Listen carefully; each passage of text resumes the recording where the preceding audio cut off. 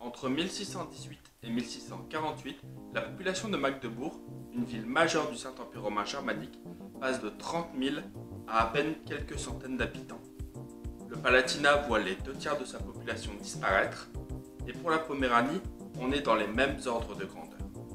La Saxe, la Hesse-Cassel, la Lorraine, la Franche-Comté, l'Alsace perdent quant à eux 50% de leurs sujets. Et la cause n'est pas une simple épidémie. C'est un conflit religieux de 30 ans qui déchira le Saint-Empire romain germanique et l'Europe et qui tua entre 3 et 4 millions de personnes, soit un Européen sur 5.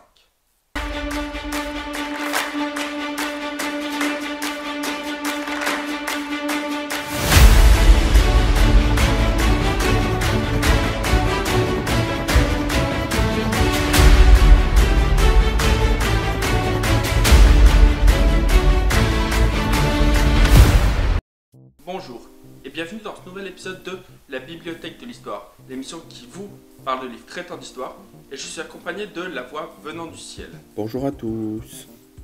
Dans l'épisode d'aujourd'hui, nous allons parler du livre La guerre de 30 ans de Marie-Noëlle Faure aux éditions Ellipse.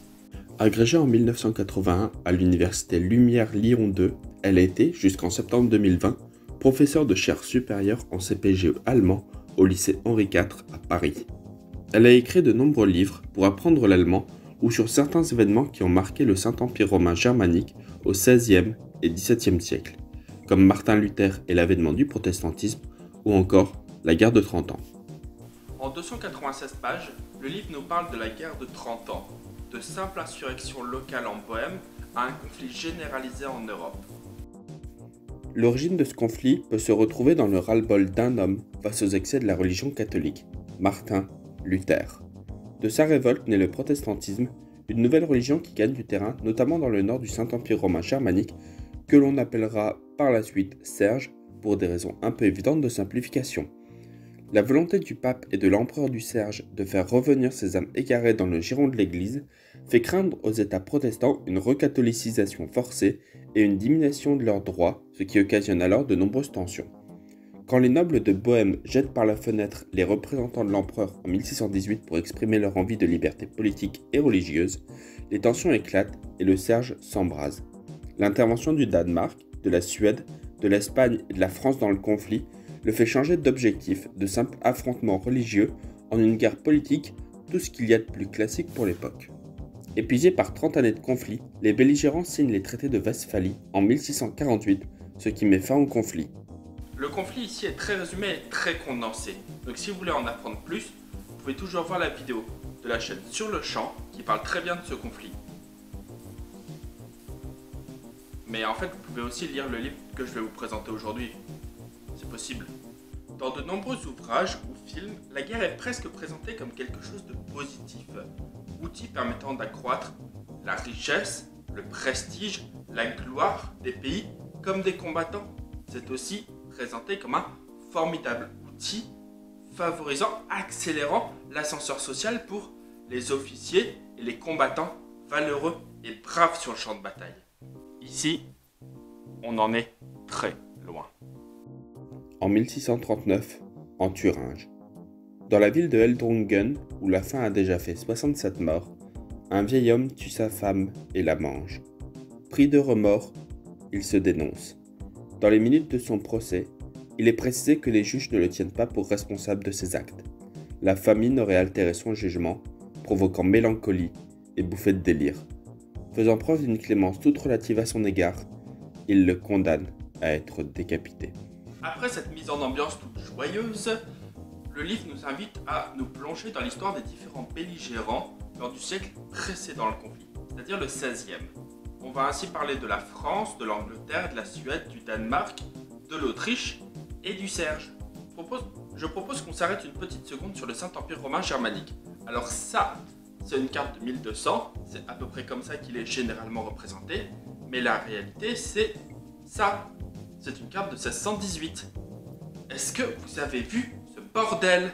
On a des royaumes comme celui de Bohême, des duchés comme celui de Brandebourg ou de Saxe, on a des villes libres comme Hambourg, Magdebourg, on a des archiduchés comme l'Autriche, Et je vous parle même pas des archidiocèses, des diocèses et de toutes les autres formes d'État, de construction politique. C'est un bordel.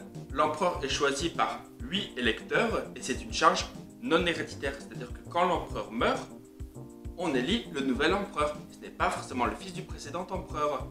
C'est un empire qui n'a d'empire que le nom parce qu'il est divisé. On entre ensuite dans le vif du sujet avec le récit des événements de la guerre de 30 ans. Un seul et unique conflit qui va déchirer l'Europe. Non. En 1628, Gustave II Adolphe, roi de Suède, disait « Les guerres qui déchirent l'Europe sont inextricablement liées et n'en sont en réalité qu'une seule. » Ce que l'on appelle un peu par facilité la guerre de 30 ans est en fait une succession et un enchevêtrement de conflits. Il y a la guerre de 30 ans en elle-même, ah bah tu vois, mais ça comporte aussi la fin de la guerre d'indépendance des Provinces-Unies, la guerre de 80 ans, la guerre de 10 ans de Franche-Comté et la guerre de 30 ans de Lorraine. Guerre de 30 ans de Lorraine qui évidemment n'a absolument rien à voir avec la guerre de 30 ans, ou presque. Et enfin tu as une guerre franco-espagnole. Bien. La suite nous raconte donc les différents conflits et nous conte l'histoire des différents commandants tout en réhabilitant quelque peu Wallenstein, le grand capitaine mercenaire impérial qui n'était peut-être pas si traître à l'Empire que ça. Ensuite, le livre continue sur les traités de Westphalie qui sont toujours d'actualité dans la diplomatie des pays européens. Je vous laisse vous renseigner, c'est très intéressant. Actuellement, on est aux 2/3 du livre et c'est déjà pas mal. On a tout ce qu'on attend d'un livre sur un conflit, le contexte, le récit des événements, les traités de paix.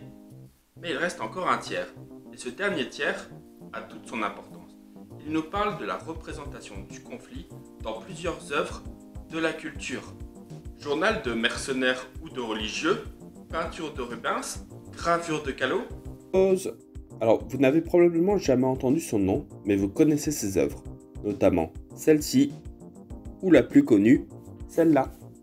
Les gravures de Callot font 8 cm de haut sur 18 de large. C'est grand, comme ça. Donc, au vu des détails, respect sur ce gars. Dans cette partie, on retrouve aussi beaucoup de livres, de pièces de théâtre, de films, et l'auteur se pose la question de comment l'histoire est utilisée dans ses œuvres. D'ailleurs, ces œuvres sont pour beaucoup réalisées à la fin de la Seconde Guerre mondiale. Et il y a un parallèle très intéressant qui est dressé tant par les auteurs que par l'écrivaine du livre entre la situation de l'Allemagne en fin 1945 et la situation de ce qui est aujourd'hui l'Allemagne, mais du Saint-Empire romain germanique, à la fin en 1648, un pays dévasté. Et cette partie-là change tout. Elle nous rapproche presque intimement de la souffrance et de la vie de toute cette population victime du conflit. Du mercenaire qui n'est plus choqué par rien du tout, ou alors de Mère Courage dans la pièce de théâtre éponyme de Bertolt Brecht. Mère Courage qui est prêt et sacrifie ses enfants un par un pour survivre et sauver sa carriole dans un monde complètement fou. Un monde de fous où les extrémistes de tous bords, catholiques comme protestants, font taire les voix qui appellent à la paix, ce qui explique la durée exceptionnellement longue de cette guerre. Un monde complètement fou où l'on a la scène de la page 126. Mais avant, un peu de contexte. Le roi Gustave II Adolphe vient de mourir en gagnant la bataille de Lutzen. À sa mort, le 16 novembre 1632, c'est sa fille Christine, âgée d'alors à peine 6 ans, qui est dévolu le trône de Suède selon l'ordre de succession imposé par Gustave II Adolphe à la noblesse en 1627. Christine, roi de Suède, tel est alors le titre officiel de la jeune reine. Avant de s'embarquer pour le Saint-Empire, Gustave II Adolphe avait pris soin d'écarter de la régence son épouse, Marie-Éléonore de Brandebourg, dont le comportement de plus en plus étrange l'inquiétait, et de confier l'éducation de Christine à l'entourage du chancelier Axel Oxenstierna, afin de la soustraire à l'influence morbide de sa mère. La scène de la page 126. En effet, éperdue de chagrin et de douleur à la mort de Gustave II Adolphe, Marie-Éléonore fait embaumer sa dépouille dès son arrivée à Stockholm, obligeant la jeune reine à venir l'embrasser chaque matin, 1 an et demi durant, jusqu'à ce qu'elle soit enfin inhumée. Ça, c'est de l'enfance. Ça forge le caractère. Comme vous avez pu le voir, ce livre n'est pas très joyeux, mais en même temps, difficile de l'être quand on parle de guerre de religion. Néanmoins, il est très intéressant et je vous le conseille vivement. En tout cas, j'espère que vous avez apprécié cette vidéo. Moi, je retourne lire et je vous dis à la prochaine pour d'autres vidéos de la Bibliothèque de l'Histoire.